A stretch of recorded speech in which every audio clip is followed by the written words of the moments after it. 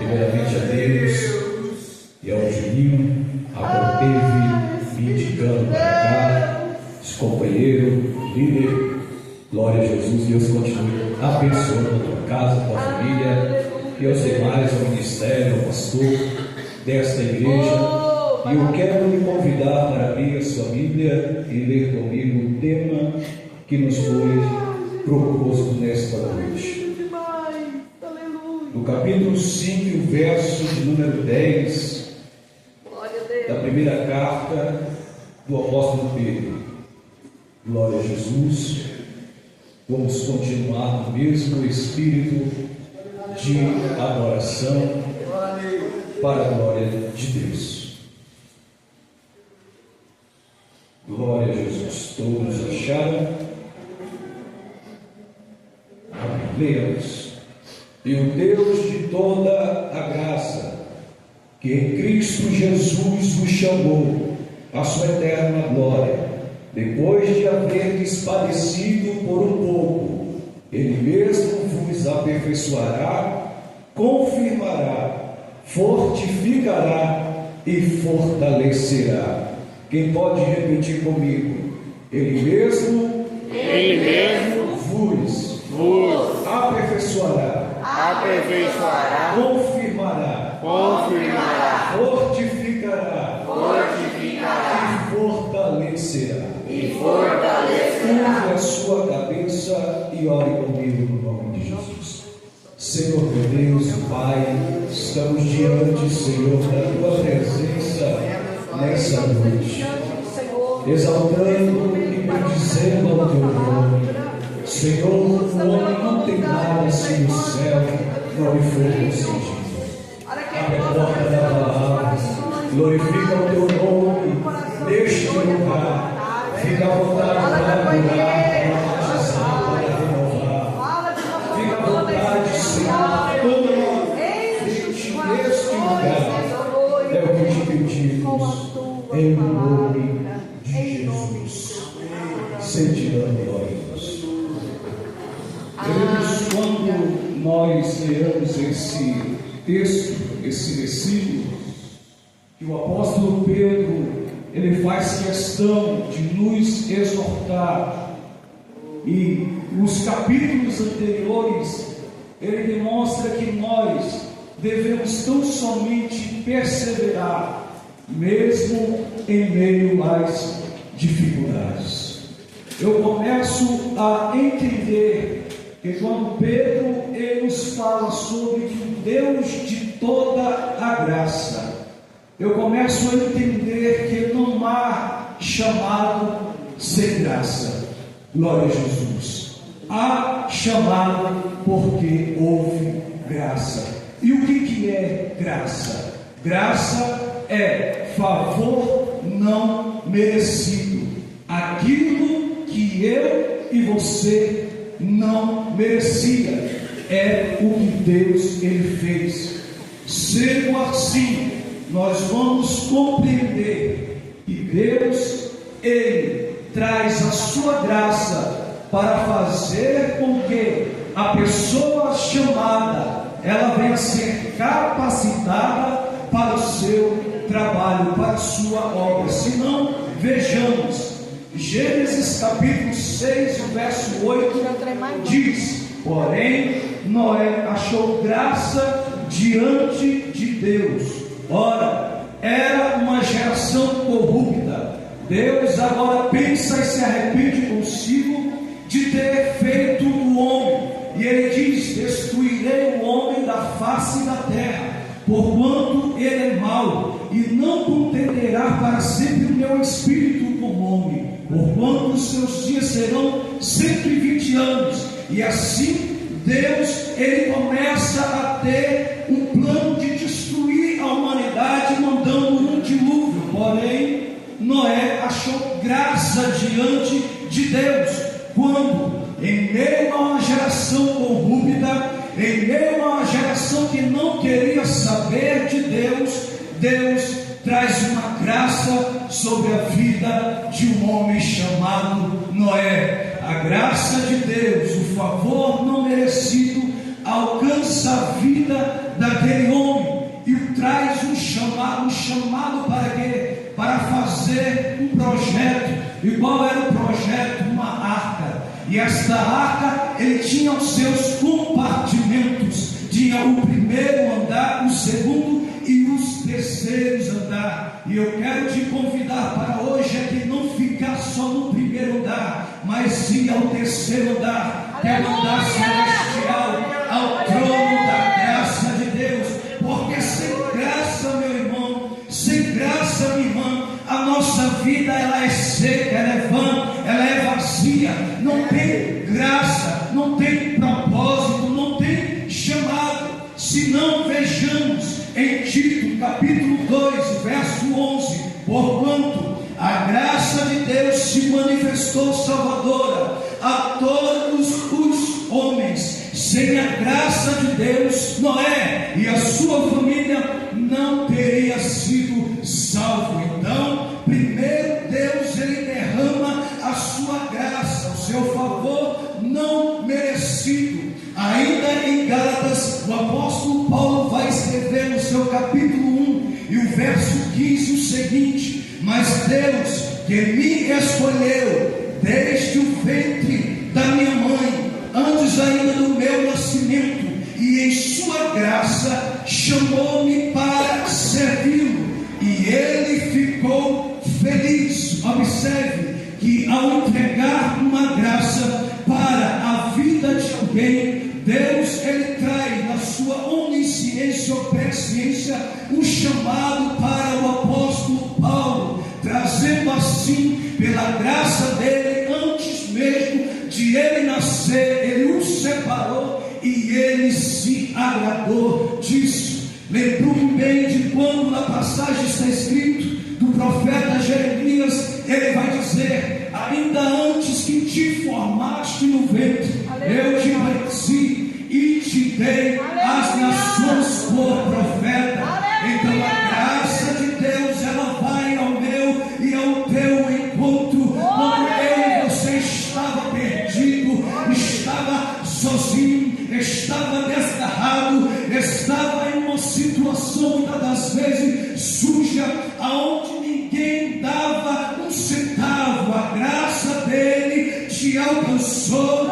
me alcançou e nos fez assentar nas regiões celestiais. Por quê? Porque o Deus de toda graça, que em Cristo nos chamou a sua eterna glória. Quantos glorificam por esta graça? É pela graça, é a graça que aviva, é a graça que renova, através da palavra de Deus, a palavra desta graça. E conseguimos ver o segundo ponto, o chamado. Ora, eu disse que sem graça não haveria chamado.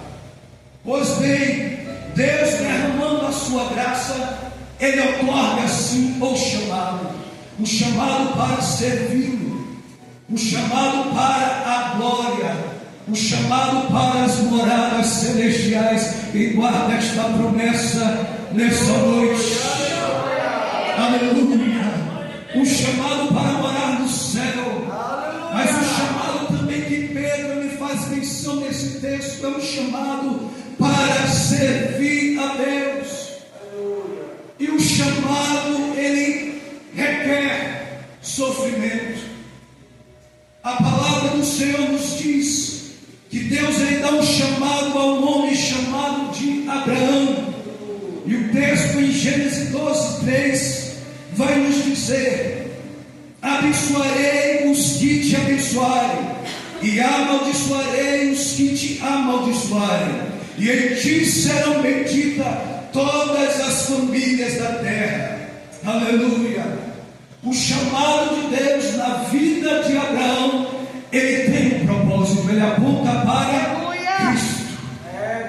Ele diz para Abraão: em ti serão benditas todas as famílias ou todas as nações da terra. Através de Abraão, Deus, como tem a visão e alcance supremo, ele já estava falando de Jesus, o seu filho, que nele seria bendito todas as famílias. É através de Cristo Jesus que eu e você é chamado.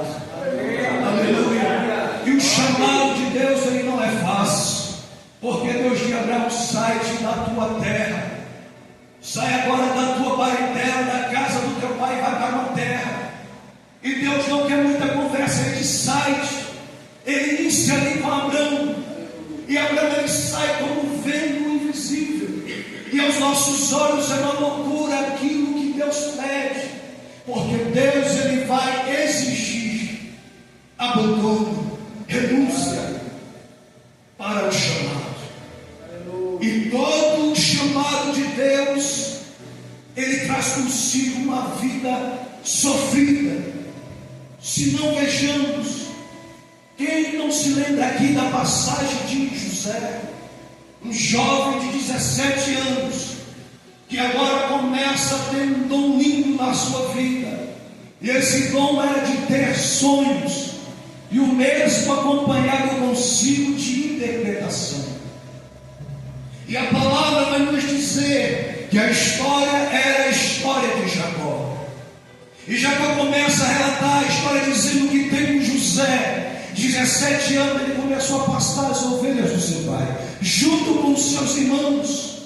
E ele trazia má fama dos seus irmãos para o seu pai.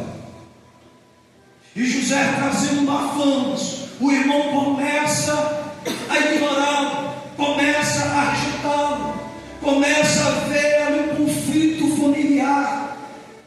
E quando José está sentado em certa ocasião, ele fala sobre o seu sonho.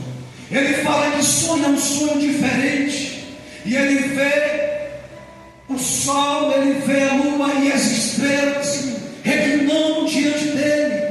E os irmãos ficam abismados e dizem: porventura tu vai reinar sobre nós?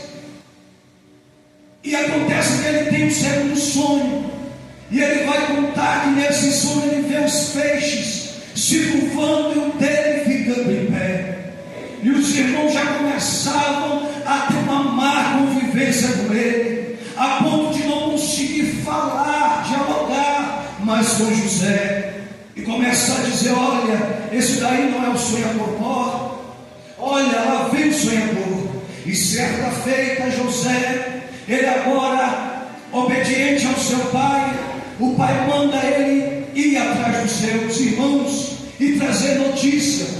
E quando ele vai aos seus irmãos, ele não encontra os seus irmãos em Siquém, mas o homem que o vê andando errante no caminho diz: olha, eu ouvi como eles disseram que iriam para o Dotã.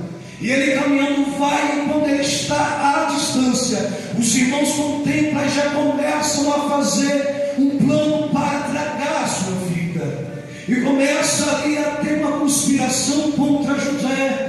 E José inocente vem carregando a sua capa, a sua túnica de várias cores. E quando ele chega perto dos irmãos, agora pega e o lança dentro do poço. E o irmão de José, Rubem, ele procura agora livrar da mão dos irmãos e começa a trazer plano para tirar José do poço sem que ele soubesse.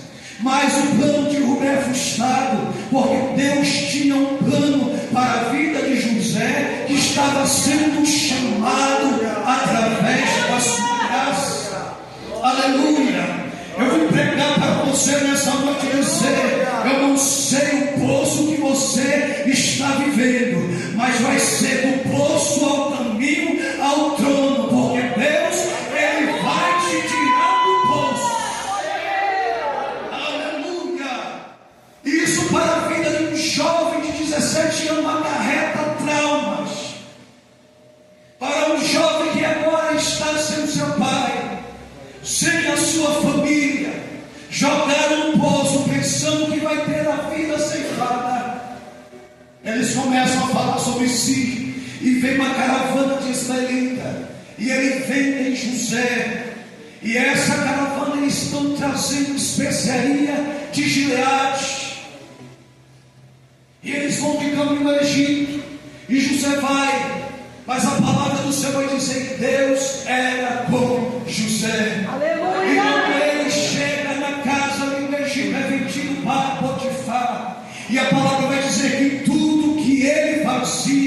Deus prosperava nos seus planos. Aleluia. Quem é chamado tem a presença de Deus. Quem é chamado mesmo que chora, carrega a presença. Quem é chamado à noite é escura. Quem é chamado à noite é solitária. Quem é chamado Deus aperta. Quem é chamado geme sozinho. Procura amigo não tem, mas tem a presença de Deus.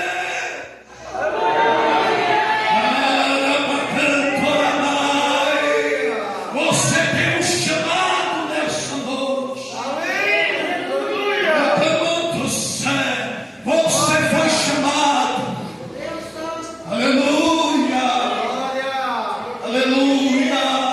José agora sofre uma calúnia, é jogado no calabouço, mas a palavra vai dizer: Deus era com José, e ele encontra graça aos olhos do carcereiro, e ele começa ali a ter uma função privilegiada, e ele começa a interpretar sonhos na prisão. Aleluia. Deus vai te usar onde você estiver. Não importa se na casa de Potifar não dá, Deus coloca no calabouço e dá. Aleluia. Mas não vai ficar só no calabouço, porque Deus está providenciando o encontro com o rei. Aleluia. Glória a Jesus. E ele começa a interpretar o sonho do padeiro e copeiro. E ele traz a interpretação, e a interpretação não é realizada. Mas como na vida de todo que é chamado, aleluia, ele esquece de José. Aleluia. Por faixa de 2 anos, Deus vai permitir que Faraó tenha um sonho. E nesse sonho os irmãos conhecem que ele sonha com 7 vacas magras feias e 7 espigas feias, murchas, e 7 vacas gordas e 7 espigas cheias. E José interpreta dizendo que significa 7 anos de fome e 7 anos de prosperidade, de abundância. E a repetição do sonho é porque Deus tem pressa em fazer este negócio. Você sabia que Deus tem pressa em realizar o propósito dele na minha e na tua vida? Aleluia. Deus, ele tem pressa. Aleluia. E ali, quando ele interpreta esse sonho, ele fala para o rei do Egito, o faraó: olha, coloca um homem sábio que conduza todos esses anos com sabedoria e consiga mantimentos no tempo de abundância para o tempo de fome. E ele vai dizer: que homem nós temos aqui na terra mais sábio a não ser tu, este homem onde habita o Espírito do Deus vivo. E ele tira um anel do seu dedo e coloca na mão de José. E quando ele começa a colocar, ele começa a governar sobre todo o Egito. E o Egito era o principal núcleo da época. E certa feita veio de todos os lugares pessoas para virem comprar no Egito, porque a fome estava dando. E nessa certa feita uma caravana vinha se aproximando, e José, ele reconhece que eram seus irmãos. Mas havia uma coisa aqui na vida de José, que ela precisava ser restaurada. Aleluia. Havia algo na vida de José que tinha sido roubado pela prova que ele passou, por ser vendido pelos irmãos, por passar por um momento quase de pensar que iria morrer. José estava no trono. José tem um filho, põe o nome dele de Efraim, e todo nome dado por um judeu tem um significado. José queria dizer: Deus me fez esquecer do trabalho da casa de meu pai.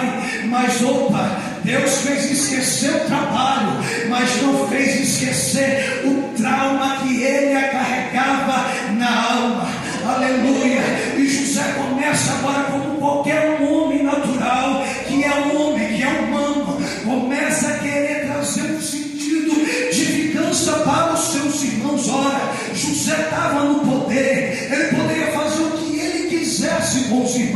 ele começa a provar os irmãos, a dizer que eles são os espias, e ele faz agora com que os irmãos vão a buscar do filho mais novo Efraim, porque ele ficou perguntando coisas para aqueles homens, e ele dizia que o pai, o senhor da casa, o ancião, ainda vivia e tinha um filho menor, e ele queria agora que fossem buscar o filho menor.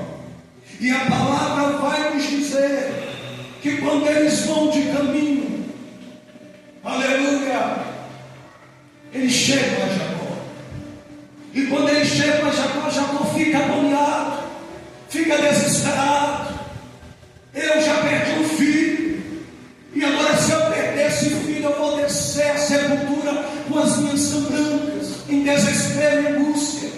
Eu não posso perder Benjamim, eu não posso perdê-lo. E os filhos começam a dizer: olha pai, nós temos que levar, senão ele não vai liberar o nosso outro irmão. Eu te prometo a minha vida. E Jacó começa a se desesperar.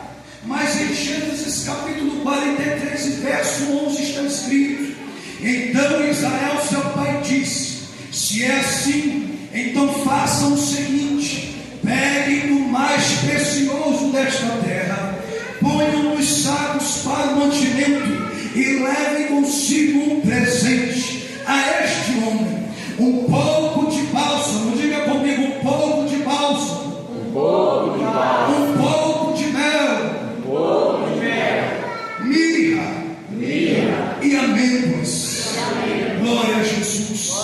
Quando nós vamos estudar sobre bálsamo, nós vemos que o bálsamo era uma especiaria levada ali, cultivada de uma planta que tinha na cidade de Gileade.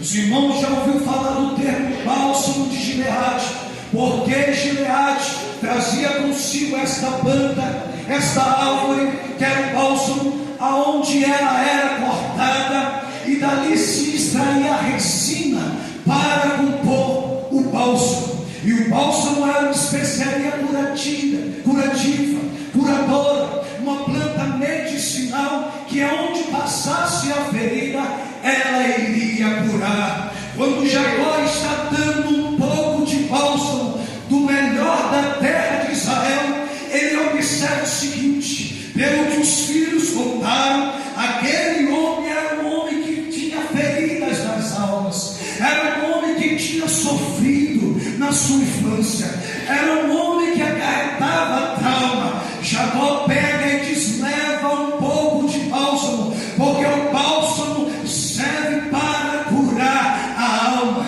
o bálsamo serve para curar as feridas.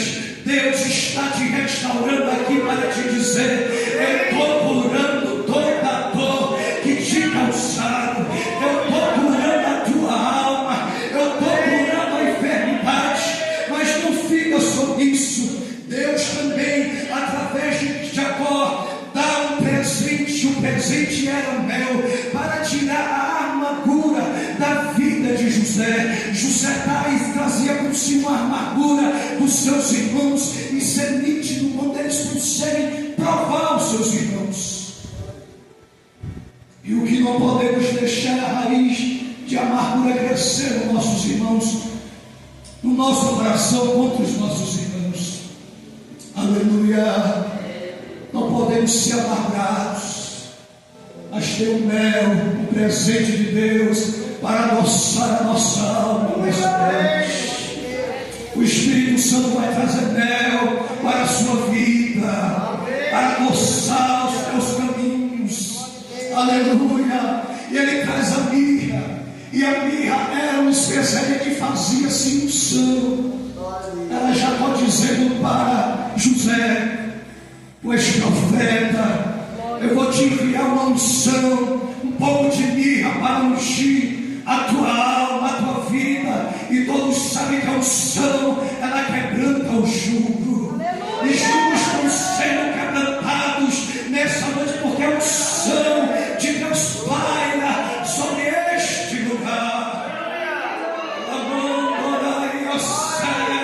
Recebe uma unção renovadora, uma unção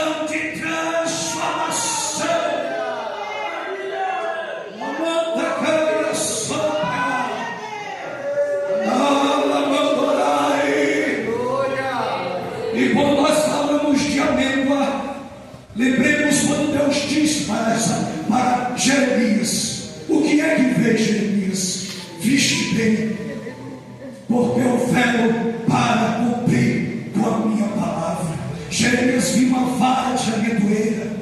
E a amendoeira, dentro do contexto histórico de Israel, simboliza a esperança. Jacó estava dizendo para aquele homem: tenha esperança, meu filho. Você pode estar no trono, mas só quem sabe o coração é Deus. Você pode estar numa coroa, um anel de Faraó, mas só Deus sabe o que está na alma. Você pode ter chegado lá, mas só Deus sabe das feridas que fizeram em você. E Deus não queria o José assentado no trono ferido. Deus não queria o José com uma coroa no trono, mas a alma traumatizada, a alma ferida. É por isso que este tema ele traz restaurando, porque Deus trabalha na vida de quem tem chamado com transformação, com restauração. Porque Deus tem um propósito. E qual é o propósito dentro disso? Na vida de José.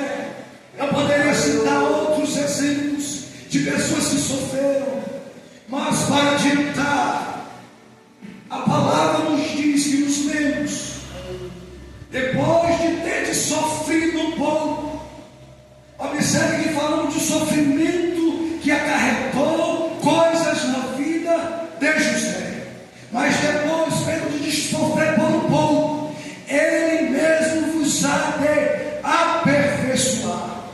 E a palavra aperfeiçoar significa que Deus tem um propósito de completar e refinar os crentes para a obra, transformando o seu caráter. Glória a Jesus. Você sabe por que você sabe por causa da dor que você está passando. Você sabe por que você chora tanto. Você sabe por que você diz a Deus, porque fulano e não eu. Porque toda vez chega a vez de alguém e não chega a minha. Ele está dizendo: eu estou te aperfeiçoando. Aleluia. Eu estou te completando.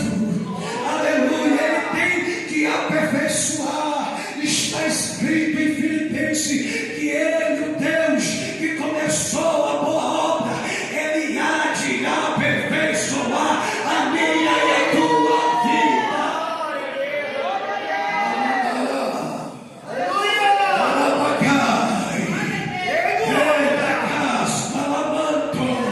Deus está aperfeiçoando a tua vida. Deus está aperfeiçoando o teu chamado. Deus está te aperfeiçoando.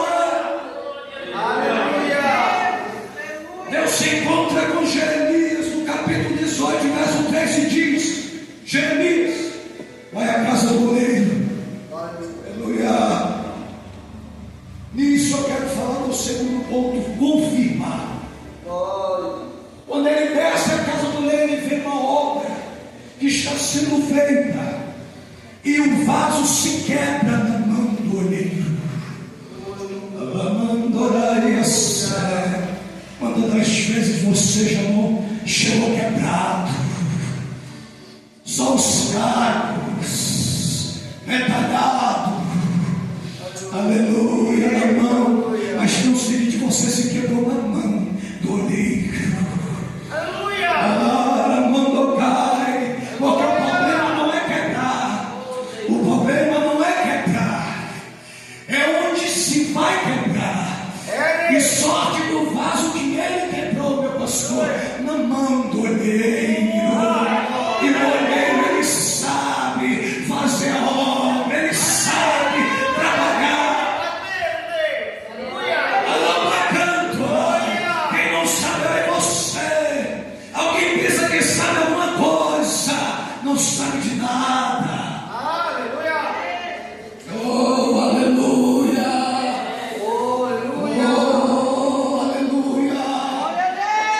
Aí quer julgar, quer apontar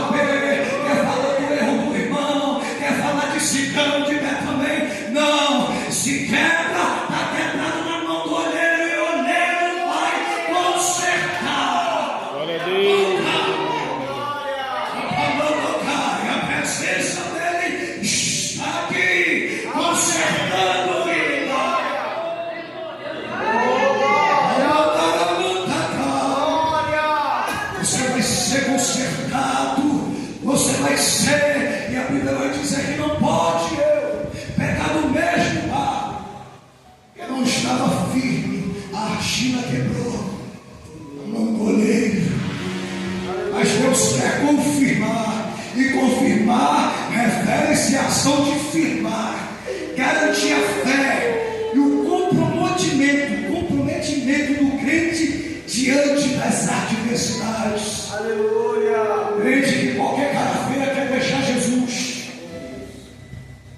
Ele quer te confirmar nessa noite, porque depois do vaso feito, quem conhece a obra do Deus, ele coloca no forno, e no forno agora tome fogo. Fogo, fogo, fogo, fogo. Quem não aguenta se quebra, mas toma fogo para fortificar, para confirmar, para fortalecer. Você precisa de fogo do céu.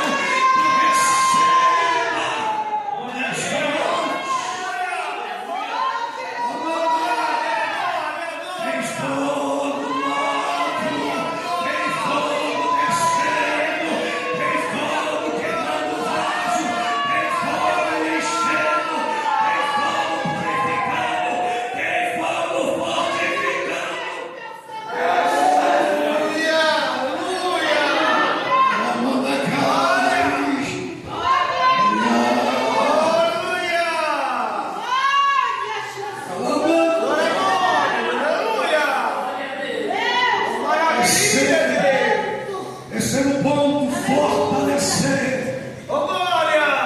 Este verbo indica o ato de dar força, suportando com os crentes em suas fraquezas. Oh, aleluia. Paulo vai escrever dizendo aos Efésios: no demais, irmãos meus, fortalecei-vos. Aleluia. Glória a Deus, da graça de Jesus e na força do seu poder. Aleluia. Fortalecei-vos. Aleluia. As mãos, os joelhos, fraquejante, se fortaleça de toda a armadura de Deus para estar o quê? Firme contra a cilada do adversário. Depois de combater tudo, você permanecer firme. É o poder de Deus. Paulo disse que se aperfeiçoa na minha e na tua fraqueza. Você pode estar fraco agora, mas o poder dele se aperfeiçoa. É você fraquinho mesmo, é você pequeno mesmo, é você sendo nada mesmo. Deus, quando você se acha que quando você se acha que canta demais, que prega demais, que é o tal que faz, é aí que você se engana, é que você está fraco. Mas quando você está fraco, você está forte, porque o poder dele se aperfeiçoa na minha e na tua fraqueza. Aleluia. Quando você está fraco, aleluia. Quando não tem força, querendo parar a caminhada, porque está pesado, porque as pedras nos dói os pés, porque o abandono, as pedradas te feriram, porque tem hora que a gente quer jogar tudo pro ar, mas a graça dele, o meu poder se aperfeiçoa na tua fraqueza, minha graça, ela te basta. Aleluia. É o poder de Deus que te faz estar aqui forte. Aleluia. E Deus faz tudo isso com este propósito, com o quarto ponto: fundamentar. Fundamentar refere-se ao ato de estabelecer, um alicerce, firmar, simbolizando a segurança que os crentes têm em Cristo. Fundamentar. O cristão, ele precisa ter os fundamentos em Jesus. Jesus disse certa feita, aleluia: tu és Pedro, fragmento de rocha pequeno, mas sobre esta rocha Ele falava dele mesmo. Aleluia. Eu edificarei a minha igreja e as portas do inferno não prevalecerá. Fundamento. Eu e você está fundamentado em Jesus. Fundamento requer estrutura, alicerces.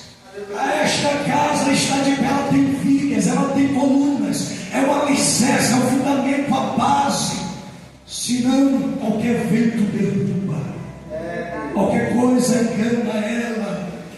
E Paulo ele vai escrever aos Efésios dizendo: irmãos, não sejamos meninos imaturos na palavra, aleluia. Mas esses dons que Deus deu é para cada um edificar a obra do Senhor sobre o fundamento chamado Jesus, para que não vos deixei levar por qualquer vento de doutrina, qualquer ensinamento enganoso. O crente tem que estar fundamentado na palavra de Deus.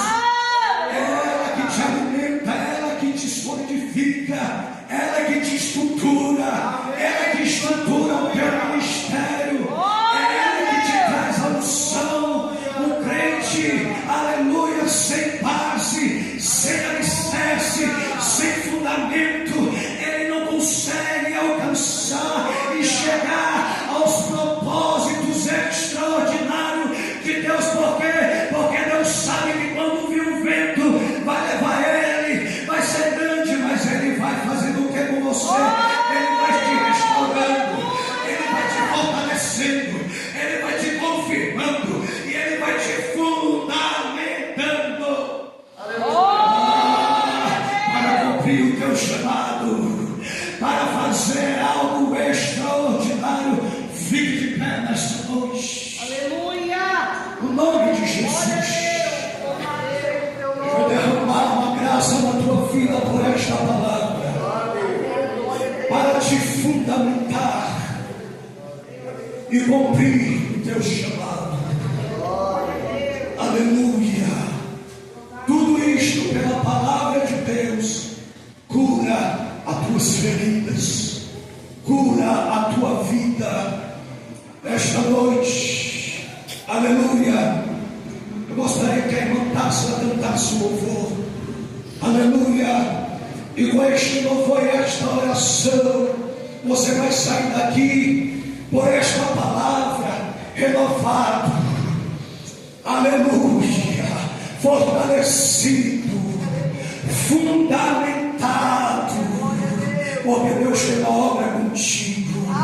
E quando Deus tem uma obra, Ele vai se responsabilizar.